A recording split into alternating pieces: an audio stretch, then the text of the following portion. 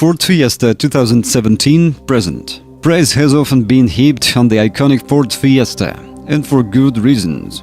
It was and continues to be fun to drive, well-equipped and blessed with a fine choice of engines that help it to hold its own in the hotly contested small car class. This current generation car has been given the little bit of extra polish to rival the refinement levels of its arch-nemesis, the Volkswagen Polo. It also faces stiff competition from cars such as the sporty Seat Ibiza, evergreen Vauxhall Corsa and the good value Skoda Fabia. Like its rivals, the Fiesta has a wide range of engines. The petrol range consists of a 1.1-liter petrol with either 69 bhp or 84 bhp, a fantastic turbocharged 1-liter 3-cylinder EcoBoost in 99 bhp, 123 bhp and 138 bhp states of tune, or a 1.5-liter diesel with 84 bhp or 118 bhp power outputs. Later models incorporate mild hybrid technology in 1.0 EcoBoost 125 and 155 versions.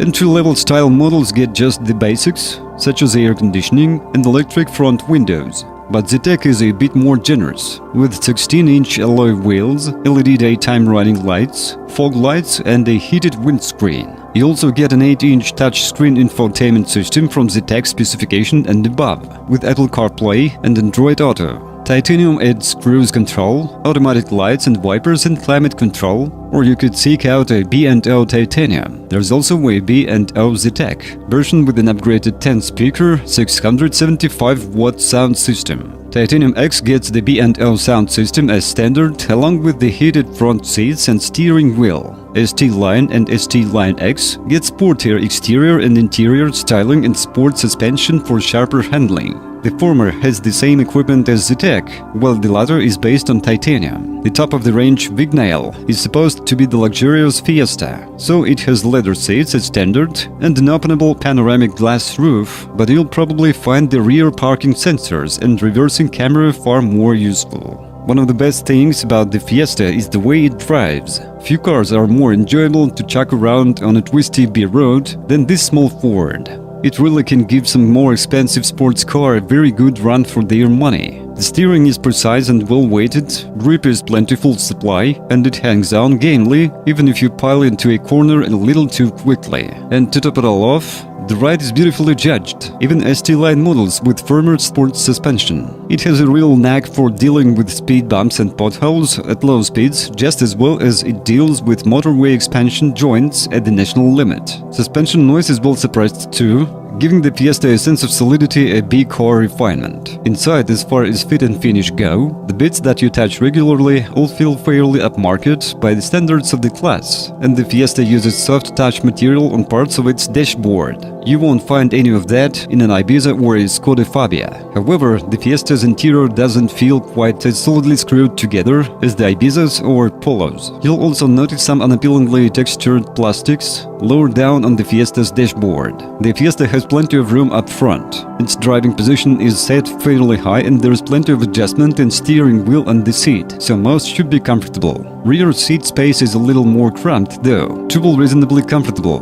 but carrying a third passenger is only really an option on shorter journeys. It's fair to say that one or two rivals offer more rear leg room, most notably the Seat Ibiza. Most models have a backrest that folds down 60 by 40 and the boot is of a good size and is relatively easy to access over the loading lip. Fold the rear seats down flat and there is a slight step in the floor, but the optional height adjustable boot floor irons out some of that problem on its highest setting. Top-spec versions of the Fiesta have larger alloy wheels that can be susceptible to curb damage, so check the wheels carefully. Also look for any dents, dings and scratches to the bodywork, because paint and body repairs can be expensive. Make sure the clutch engaged smoothly and that the car goes into gear easily.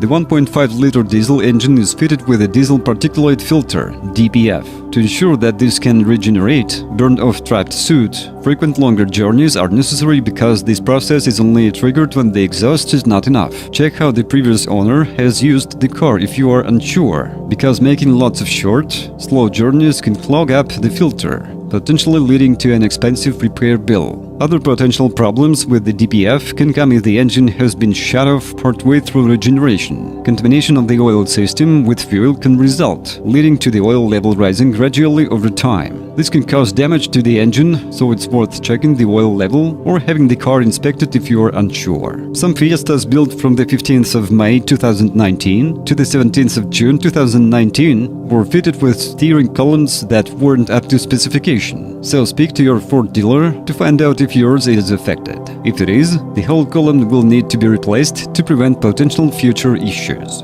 The bolts on the rear seat belt retractors, on a small number of examples made between the 18th and 25th of September 2019, might not have been tightened down correctly at the factory. Speak to your local dealer to find out if your car is affected by this. It'll need to be inspected by a technician if so. This recall applies to Fiestas that were manufactured between the 5th of December 2017 and the 20th of December 2017, on which you may notice that more brake pedal effort is required to slow the car down. Contact your Ford dealer for further information because a technician will need to check the manufacture date on the servo itself to identify if your car is affected. They will then be able to arrange to have the servo replaced if it is found to be one of those affected.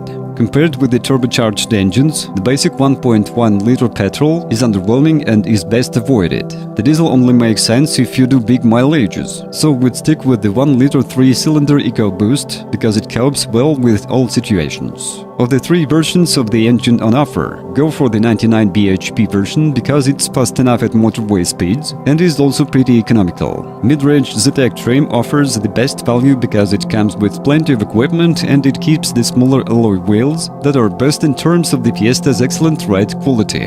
Larger ones spoil the ride and are more susceptible to curb damage. Our favorite Ford Fiesta, 1-liter, 100 PS, EcoBoost ZTEC. Well, if you are the owner of this car, then please describe the problems that you had to face during the operation of the car. Perhaps it is your feedback that will help viewers when choosing a car. That's it for today. Thanks everyone for attention. It's much work for you to subscribe to the channel. See you soon.